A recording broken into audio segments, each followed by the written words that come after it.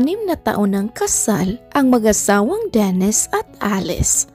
Sa 6 na taon na iyon ay nagkaroon sila ng isang anak na ngayon ay mag-4 na taong gulang na. Noong unay, akala nila mala fairy tale na ang kailang istorya at pagsasama. Pero di nagtagal ay natukso si Dennis sa isang dalaga.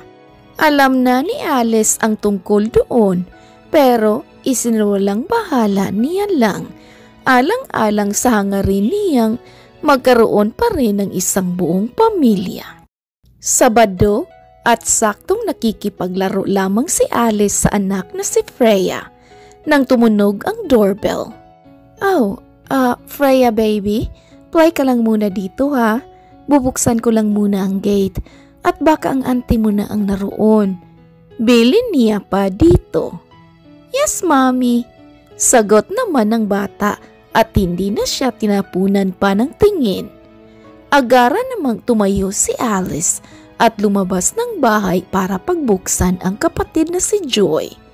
Usapan kasi nila na bibisita ito ng Sabado kaya heto na siya ngayon. "Ate, ang aga mo ah. Akala ko lunchtime ka pa pupunta." "Yeah, that was my plan, but I came early cause I have something to tell you, bunso. Pero mamaya na. Nandyan ba si Freya sa loob? I have something for her." "Oh yeah, oo, nasa loob lang siya at naglalaro." Patakbo na ngang pumasok si Joy sa loob ng bahay para makita na ang pamangkin at maibigay na niya dito ang regalong nabili niya pa noong 1 linggo.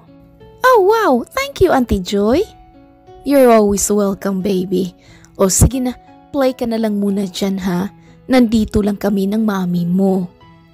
Nang makitang naglalaro ng mag-isa si Freya, ay doon na inilibot ni Joy ang paningin sa buong paligid, bagay na nalata naman ni Alice. "May hinahanap ka ba ate?" "Hey, nandito ba si Dennis?" "Oh no, he's not here. Kagabi pa siyang wala at sabi niya sa akin, magkakasama lang daw sila ng mga dati niyang kaibigan doing some stuff na nakasanayan nila before. Pero uuwi naman daw siya mamayang hapon." "Why? May kailangan ka ba sa kanya?" "What stuff?" "Oh, fishing, drinking, mga ganyan." "Talaga ba? How sure are you na mga kaibigan ni Dennis ang kasama niya?" "Ay naku ate, ito na naman tayo eh. Diba nag-usap na tayo? Sabi mo titigil ka na dyan sa pagbibintang mo." "Yes, sinabi ko nga yun dahil wala naman akong ebidensya eh. At baka pag i-push ko pa yun ay masira pa ang relasyon natin as sisters. Pero this time I have a proof." Kinakabahan si Alice ng mga sandaling iyon, hindi dahil sa pruwebang mayroon ang kapatid, kundi dahil sa rason na may nakakaalam na sa ginagawa ni Dennis bukod sa kanya. "Bunso, may babae ang asawa mo at matagal ka na niyang niluluko. Mag-iisang taon na sila nitong Karen na to at ito ang pruweba ko." "No, ayaw kong makita yan." "Bakit? Hanggang ngayon ba, hindi ka pa rin naniniwala sa akin?" "Ate, please, huwag mo nang ikalat ang tungkol dyan." "At bakit na... Wait, teka nga muna. Bakit hindi man lang kita nakitaan ng pagkabigla? Don't tell me, alam mo na ang tungkol sa Karen na to." Yumuko lamang si Alice at hindi agad nakaimik. Doon na natutup ni Joy ang sariling bibig at nahagod pa ang ulo dahil sa pagkabigla. "Oh my gosh, Alice! Alam mo na pala ang tungkol dito? Matagal na?" "Oo ate." "What? At hinayaan mo lang? Hindi mo man lang ba kinumpronta si Dennis? Yung sinabi niya sa'yo na kasama niya ang mga dati niyang kaibigan, kumagat ka din ba dun? Kahit alam mong nagsisinungaling lang siya?" "Ate, please, lower your voice. Baka marinig ka pa ni Freya." "Is that it? Nilulunok mo ang panluloko ng magaling mong asawa? Para saan? Para sa pangarap mong buong pamilya?" "You can't blame me ate. Tayo man ay galing din sa broken family. Ikaw, niloko ka din ng asawa mo. Mas okay pa nga sa'yo dahil wala kayong anak. Pero ako, kami, si Freya, paano siya? Really? Hindi mo man lang din ba naisip, Alice, na pwede kayong baliwalain ni Dennis? Pati na rin si Freya, kapag tuluyan ang nalaso ng Carrie na yun, ang utak ng asawa mo. Magtitiis ka ba talaga sa buong pamilya? Pero wasak naman ang kalooban? And at the end of the day, kayo lang rin ang naglulukuhan. Niluloko mo lang din ang sarili mo. Gumising ka nga. Gising na gising ako, ate. Alam ko nga ang tungkol kay Karen Ganun? At wala ka man lang ginagawa? Alice, hindi mo deserve ang ganito. Kagabi, nakatulog ka ba ng maayos? I'm sure hindi. Hindi ka nakatulog knowing your husband is sleeping with somebody. Niluloko mo lang ba ang lahat ng yun for the sake of a complete family? Bunso, if ayaw na ni Dennis sa'yo, let him go. Kung inaalala mo si Freya, nandito ako, ang lola niya. Ikaw, we can give her a happy home. Pag-isipan mo yan, please lang. So, nandito ka lang ba, ate, para sabihin sa akin yan? Oo, pero mukhang useless dahil alam mo naman pala Well, that's just some sort of an advice. Ikaw pa rin ang magde-decide kung makikinig ka sa akin o mas pakikinggan mo ang sarili mo. Okay, I have to go. Freya baby, auntie's leaving na ha. Be good. Babalik na lang ako sa susunod na araw. Baling naman ito kay Freya. Okay, Alice, aalis na ako. Please, pag-isipan mo ang sinabi ko.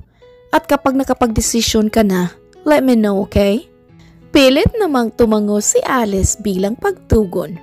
Dahil rin sa sinabi ng kapatid ay parang naging magulo ang takbo ng kanyang pag-iisip. Kinahapunan, saktong pagdating ng asawang si Dennis ay kinarga din nito agad si Freya at pinaulanan ng halik.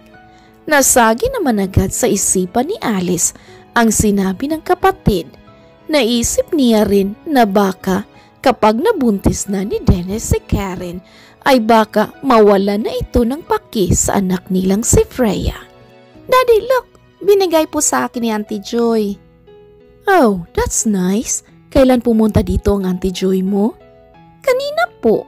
Oh, Han, akin na yung gamit mo at ilalagay ko na sa kwarto. Wika naman ni Alice dito. Okay, Han. Thank you. Here. Dali-daling nagtungo si Alice sa kailang silid at kinuha ang mga nagamit na damit ng asawa para maisabay na sa paglalaban niya mamaya. Ngunit biglang sumikip ang dibdib ni Alice nang makitang may nakalagay na lagayan ng kondom sa bulsa ng kanyang asawa.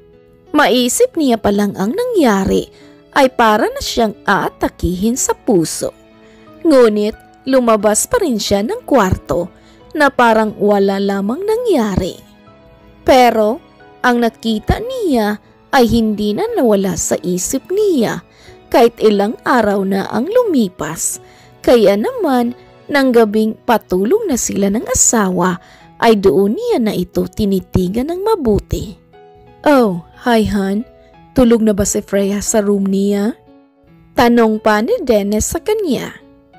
Oo, pinapalipas ko na muna ang ilang minuto bago ako umalis sa kwarto niya. Baka kasi magising Okay, that's good. I'm sure excited yun dahil nangako ako na papasyal kami bukas. Oh, okay then. Alright, good night. Ngunit, nang pahiga na sana si Alice, ay doon na siya sinalubong ng maraming halik ni Dennis. Noong unay, hinayaan niya muna ito sa ginagawa, pero nang ramdam niyang gumagalaw na ang mga kamay nito'y doon na siya nag-iwas. What's wrong, Han? May dalaw ka ba ngayon? Oh no, wala.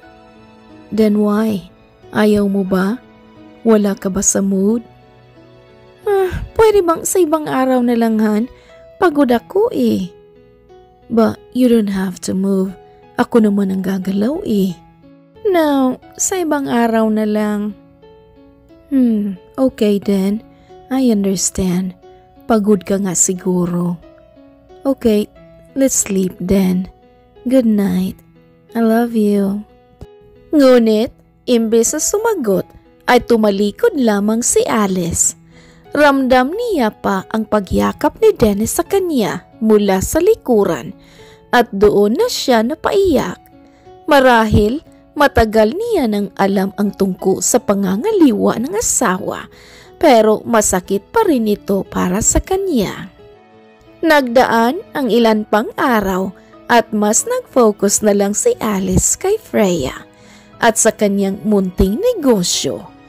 Nang saktong dumalaw muli ang ate niyang si Joy, kaya iniwanan niya muna dito ang anak at nagtungo saglit sa kanyang cake shop na malapit lamang din sa bahay nila. Good morning, how's the shop so far? Tanong niya sa mga empleyadong naroon. So far, so good po madam. Marami nga pong nagpabalik-balik dito eh. Masarap daw po ang mga cakes natin dito, lalong-lalo na ang mga bake mo, madam. Oh, talaga ba? Naku, mukhang kailangan ko na yatang kumuha ng yaya para sa anak ko, para makapag-bake na ako ulit. Looking for yaya, ma'am? Rinig niyang tinig ng isang babae. Nanlaki naman ang dalawang mata ni Alice nang makitang si Karen ang nasa kanyang harapan, ang babae ng kanyang asawa. Excuse me? Oh, sorry. Narinig ko kasi na naghahanap ka ng yaya for your kid. Pwede ako. Pwede din ako dito sa shop mo since may experience naman ako sa pagbe-bake. To cut the story short, nandito po ako para mag-apply as one of your employee. At saka nakita ko po kasi ang interview mo one time sa TV. At humahanga po talaga ako sa iyo. Kaya kahit anong trabaho, papatusin ko na. I'm just lucky that nandito po kayo ngayon, ma'am. Salaysay pa nito. Oh, lahat papatusin mo? Kahit asawa ng may asawa? Ha? Ano ulit yun? Oh no, wala. Sabi ko, sorry. Pero as of now, wala pa kaming available na position dito sa shop. But don't worry, kapag nakapag-extend ako at nakapagpagawa ng branch, I'll definitely call you. Okay, that would be great, ma'am. Hinding-hindi po kayo magsisisi kapag na-hire niyo na po ako. Tumango lamang si Alice kahit ang totoo'y hindi niya mabasa ang nasa isipan ni Karen, kung ano ang pakay nito sa kanya at kung ano ang motibo nito sa paglapit sa legal na asawa ni Dennis. Kaya naman, nang makabalik siya sa bahay, ay sinabi niya agad sa kapatid na si Joy ang nangyari sa shop. What? Ang kapal! Bakit kaya? Makakapal ang mga mukha ng mga kabit, no? Alam kong may purpose siya sa paglapit sa iyo, Alice, at gagamitin niya yun para mapabagsak ka. Sa ngayon kasi, ikaw at si Freya ang matinding kalaban niya pagdating kay Dennis. Yeah, alam ko ate. At hindi ko hayaang masira ang pader na matagal kong hinanda. Hindi niya ako kayang pabagsakin. Matapang niyang saad. Kinagabihan nga'y, hindi na rin nakatiis pa si Alice. Kaya nang magkwentuhan muna sila ni Dennis bago matulog ay binanggit niya ang pag-apply ni Karen sa kanyang shop. Alam mo ba Han, nagpunta ako sa shop kanina. At sabi nila, marami daw mga customers na pabalik-balik sa shop. Really? Oh, that's great to know. Congratulations. Finally, you made it, Han. Kaya nga eh, marami nga daw nag-apply. Pero dahil wala pa kaming available positions, kaya wala akong maibigay na chances para sa kanila. Kanina nga, pagpunta ko doon, may nag-apply eh. And if I'm not mistaken, Karen Ignacio ang pangalan niya. Kitang-kita ni Alice ang pagkabigla sa mukha ng asawa, kaya doon na siya muling nagsalita. Are you okay, Han? Oh, yes, Han. Nagkausap ba kayo niyang Karen? Oo, pero saglit lang. Sabi ko na kapag nakapag-extend ako at kapag kaya na ng budget na gumawa ng branch, papasukin ko siya. What? Why? What's wrong? Sabi niya naman, may experience siya sa baking, kaya she's qualified. Okay.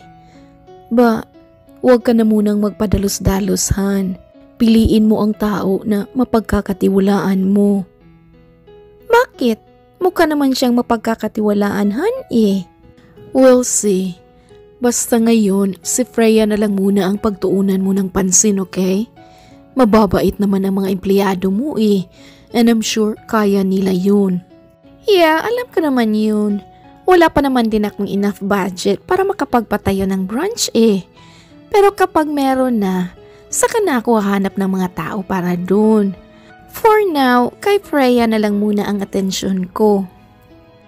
Muli pang inobserbahan ni Alice kung ano ang magiging reaksyon ni Dennis. Pero nakatingin lamang ito sa kisame at hindi na magawang makatingin sa dalawa niyang mga mata.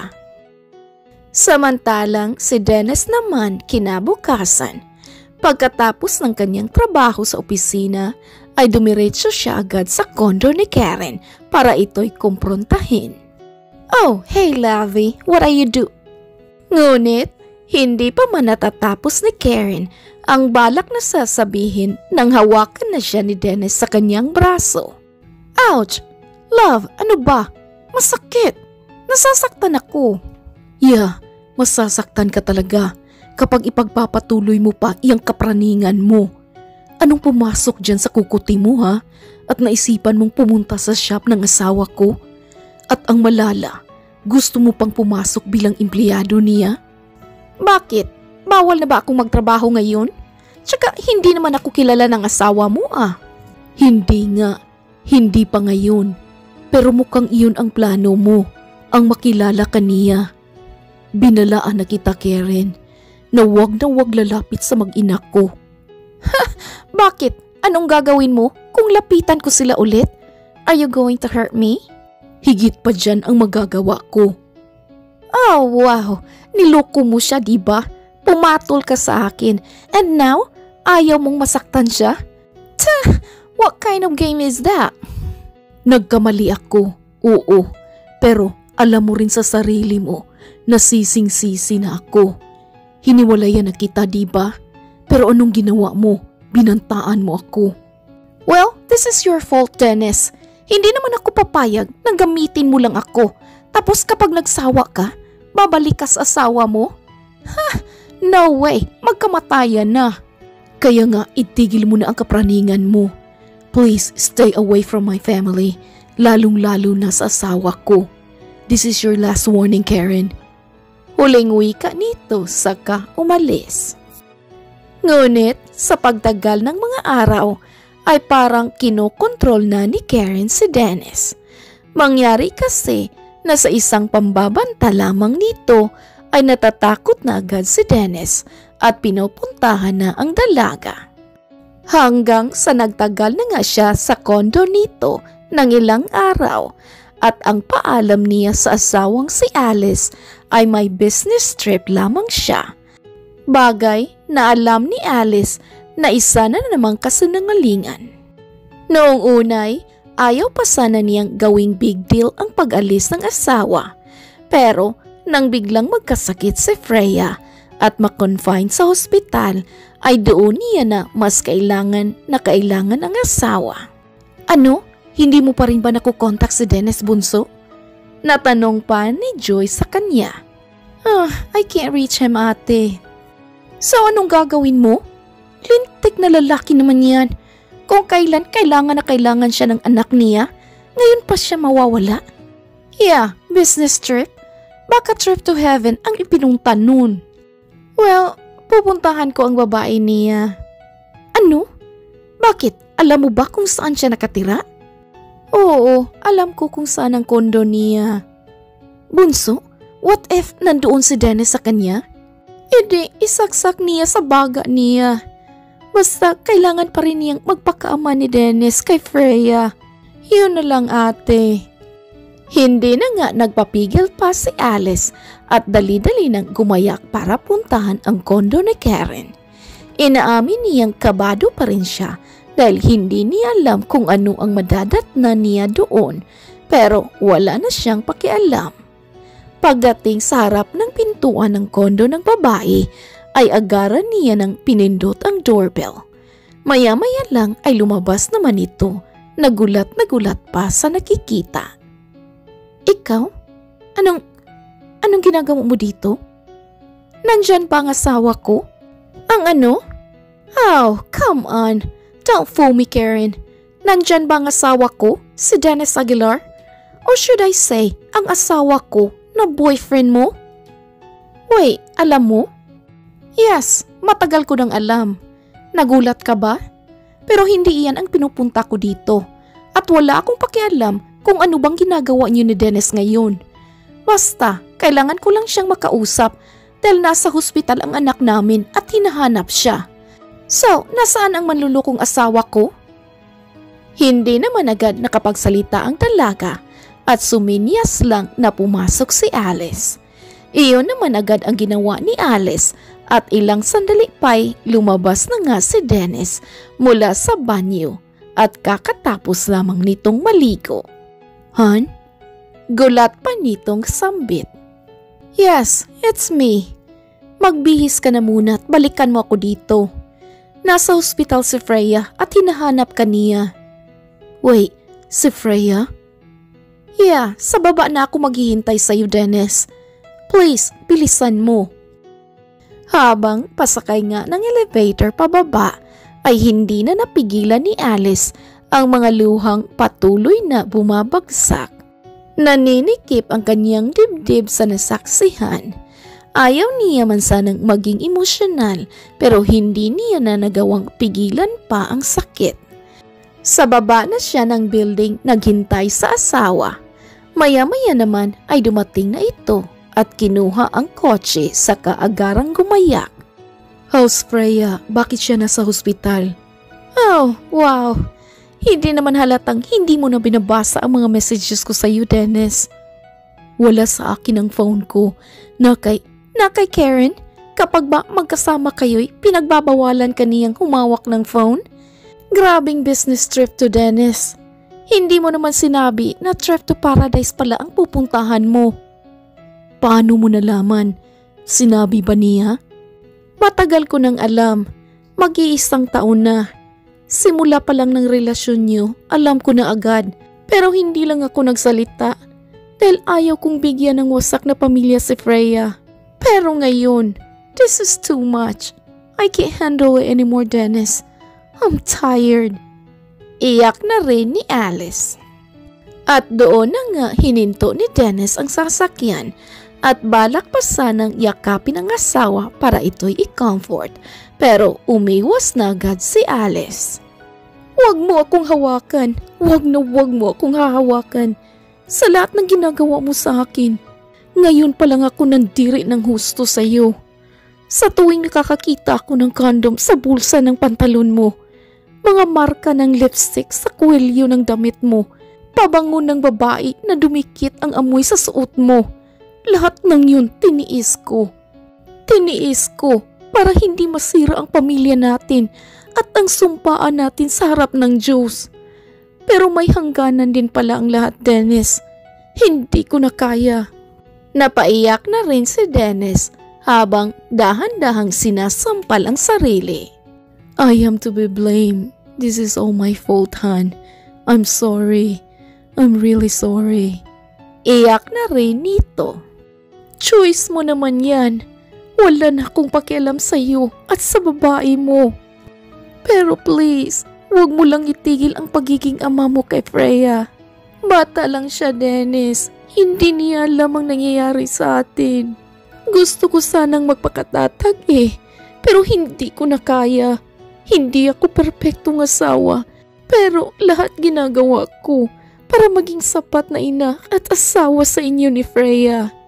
Ano pa bang kulang sa akin na kayang ibigay sa iyo ni Karen? No, walang kulang sa iyo, Han. Sinungaling! Hindi ako naniniwalang wala Dahil hindi mo naman magagawang lukuhin ako kung wala kang nakitang kulang sa akin, di ba? Mas masarap ba siya? Mas aktibo sa kama? Kaya niya bang patagalin ang pag-iisa niyo kesa sa akin? Han, hindi ganun yun. Kung hindi, ano? I want to know. Gusto kong malaman ang dahilan, punyemas. Natukso lang ako. Oo, inaamin kong isang malaking kasalanan yun. Lalo na't nagpadala ako sa utos ng isang ulo ko sa baba. Pero isang beses lang yun. Pagkatapos nun, sising-sisi na ako sa nangyari. Nagsisisi ka? Pero bakit ipinagpatuloy mo pa rin? Malapit na nga kayong mag-isang taon eh. Pinagbantaan niya ako. Sinabi niya na kapag iniwan ko siya, sasabihin niya sa iyo ang tungkol sa nangyari sa amin. May pruweba siya, kaya natakot ako. I can't afford to lose you, Han. At ngayon na alam mo na, pwede ko na siyang iwanan. Just please give me another chance. Chance? Para saan? Para wasakin na naman ako ng isa pang beses? Nagawa mo nga akong lokohin. Kaya alam kong magagawa mo rin yun ulit. I'm sorry, Han. Hindi ko siya mahal. Hindi mo siya mahal? Pero tinitira mo siya? Ano yun? Tirahan lang pero walang feelings? Kinagago mo ba ako, Dennis? Han, please. Agara namang pinunasan ni Alice ang kanyang luha at huminga muna ng malalim bago muling magsalita. Magmaneho ka na ulit. Your daughter needs you. Han, mag-usap muna tayo. Saka na, Dennis, kapag okay na si Freya. Ngayon, unahin na muna natin ang anak natin. Kailangan niya tayo. Tumango naman si Dennis at ikinalma muna ang sarili saka pa nagmanehong muli. Pagdating sa ospital ay hinayaan na muna ni Alice na makapiling ni Freya ang kanyang ama. Lumabas naman si Joy kaya doon na nito kinausap ang kapatid. Kinuwento naman ni Alice ang lahat dito. So, anong plano mo ngayon, bunso? Bibigyan mo ba siya ng isa pang chance? Hindi ko pa alam, ate. Naguguluhan ako. Ang daming pumapasok sa isipan ko. Ay nako, basta ako, kung ano man ang magiging desisyon mo, nandito lang ako. But I guess, sa kwento mo ngayon, parang sincere si Dennis sa paghingi ng tawad sa iyo eh. Marahil alam natin na niloko ka niya. Pero there are times na nagkakasala tayo nang hindi natin namamalayan. Do what your heart says. Okay, pumasok ka na muna doon sa room ni Freya. Baka hinahanap ka na niya. Bibili na muna ako ng pagkain natin, okay? Tumango naman si Alice at nagbigay lang ng isang piking ngiti. Kahit nasasaktan siya, pinilit niya pa rin tumayo ng tuwid at harapin ang kanyang mag-ama na parang wala lang nangyari. Ayaw niyang makahalata si Freya sa kung anuman ang hindi nila pagkakaintindihan ngayon ng ama nito. Daddy, Mommy, pwede ba after ko dito? Kapag nakalabas na po ako, ituloy na po natin ang vacation. Nagkatinginan naman ang mag-asawa at doon pa lang nila parihas naalala na nangako nga pala sila dito na magbabakasyon sila. Oh, yeah, sure baby girl. Wow ha, medyo matagal na yun, pero naaalala mo pa rin. Syempre, Mommy, I wanna go there now. Oh my, oh yeah, oo naman, walang problema. Paglabas na paglabas mo dito sa ospital, syempre need muna nating magpahinga saglit sa bahay. And then, magbabakasyon na tayo. Is that okay? Yes, Mommy. Oh sige, matulog ka na muna. Nandito lang si Mommy. Daddy, huwag ka na munang pumunta sa work. Ayokong magising na wala ka. Yeah, sure baby girl. Hindi aalis si Daddy. Okay, go to sleep now. Saad na rin ni Dennis sa anak. Nang tuluyan nang makatulog si Freya, ay doon na naupo si Alice at mariing ipinikit ang dalawang mata. Han, anong oras ka nang nakatulog kagabi? Nang magising ako, ng madaling araw, you're still up. Pinupunasan ko lang si Freya para bumaba ang lagnat. Mukhang naging effective naman dahil ngayon normal na ang temperature niya. Salamat sa pag-aalaga mo sa anak natin, Han. Hindi matatawaran ang pagiging isang ina. That's why I am madly in love with you. Sasabihin mo rin ba ang lines na yan kay Karen kapag nagkaanak na kayong dalawa? Ayan ka na naman eh. Wala akong planong ganyan. Ay sus, porkit ba't walang plano ay hindi na posibleng magkaanak? Hindi mo nga din pinlano ang panluloko mo, diba? It just happened, right? Han, alam kong mali ako. Hayaan mong itama ko ang lahat. Ako na ang makikiusap sa'yo. Gusto mo bang lumuhod ako ngayon din sa harap mo? Halika ng paa mo. Okay, ito na. Luluhod na. Please. Dennis, tumayo ka na dyan. You don't have to do this. No, I deserve this. Ilang oras ba akong luluhod? Just tell me. Ano ka ba? Sinabi nang tumayo ka dyan eh. Hinawakan ni Alice ang asawa para ito'y patayuin. Pero imbis na magtagumpay ay mas nanaig ang lakas ni Dennis at nahila nito pababa si Alice. Dahilan upang ito'y mawalan ng balanse at mapakandong si Alice dito. Ilang segundo din silang nagkatinginan at natigil lamang iyon nang biglang pumasok si Joy. Oops, mali yata ang timing ko. Okay, sige lang, proceed. Sa nahihiya pa nitong tono. Oh no, ate, hindi. Mali ang iniisip mo. What? Mali? Anong mali eh? Mag-asawa naman kayo. Alam nyo, pag-usapan nyo mabuti yung problema nyo ha. Isipin nyo kung ano ang makakabuti kay Freya at sa pamilya nyo. Basta ako, nandito lang ako dahil gusto kong bantayan ang pamangkin ko. Ikaw sis, magpahinga ka na muna. Ikaw naman Dennis, magpakita ka naman muna sa opisina nyo at ilang araw ka na ring liban. Basta sa opisina didiretso ha, huwag sa ibang direksyon. Ate naman, just kidding. Okay, sige na, ako na ang bahala dito. Iyon naman ang ginawa ng dalawa. Nagpumilit na rin si Dennis na hihatid ang asawa sa bahay nila bago pa siya magpunta sa opisina. Han, matulog ka na lang muna dyan. After ko sa office, babalik ako dito para magsabay na tayo pabalik sa hospital. Baka hanapin pa tayo ni Freya. Saan niya nang makarating na sila sa bahay? Sa office ka ba talaga pupunta? Yes, Han. Sa office ako pupunta. At tungkol kay Karen, I already made my decision. Marahil kinukulit niya pa ako ngayon, pero titigil din yun kapag napagod na. And papasok nga pala ako muna saglit sa bahay. Magpapalit lang ako ng damit. Tumango naman si Alice at pinangunahan na ang pagpasok. Dumiretso siya sa kwarto nila na sinundan naman ni Dennis. Alright, asa na ba yun? Nakakainis naman oh. Ano bang hinahanap mo? Oh, yung suit ko. I need it now. Okay. Oh, eto. Hindi ko pa to natutupi. Teka, at paplansyahin ko muna to saglit.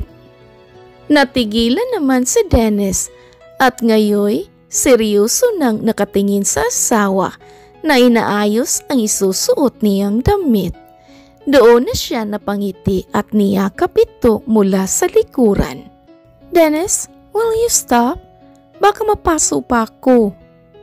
No, tinanggal ko na yan sa saksakan. Ano? Di ba kailangan mo nang umalis? Sige na, hayaan mo muna akong ayusin to at sobrang gusot. Alangan namang hayaan kitang magsuot ng gusot-gusot na damit, diba? Han, thank you. Thank you dahil sa kabila ng nagawa ko sa iyo. Mas nanaig pa rin ang pagiging mabuting tao mo at ang pagiging asawa mo sa akin. I promise to fix and clean all the mess I did. Mahal na mahal kita at hindi ko kayang mawala ka sa akin. Hindi ko kakayanin. Nang mga sandaling iyon ay nanunubig na ang dalawang mata ni Alice, pero pinipigilan niya lang ang mga likidong handa na sanang bumagsak.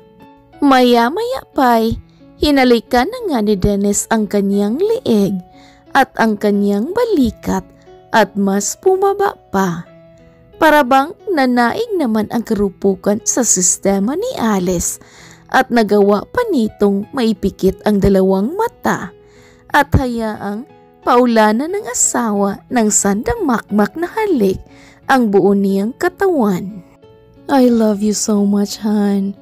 Saad pang muli ni Dennis. I love you more, Dennis. Tugon na rin ni Alice. Doon nga'y parihas nang nag-init ang kanilang mga katawan. Gawa na rin siguro iyon dahil sa matinding pananabik nila sa isa't isa. Mas napatunayan kasi nila na mas nanaig ang pagmamahala nila bilang mag-asawa. Bumaba ang mga halik ni Dennis hanggang sa dibdib ng asawa at sa pagkababae nito na siyang nagpaungol ng matindi kay Alice. Tinanggal niya agad ang suot nitong panloob at inangkin na nga ng tuluyan ang kuweba nito. Oh, hon, wag na yan, nakakahiya. Ngayon ka pa talaga nahiya, ha? Kung kailan magbibitong taon na akong kumakain itong bibingka mong may palaman? It's okay, honey. Umungol ka lang dyan. Ako na ang bahala sa buong biyaheng to.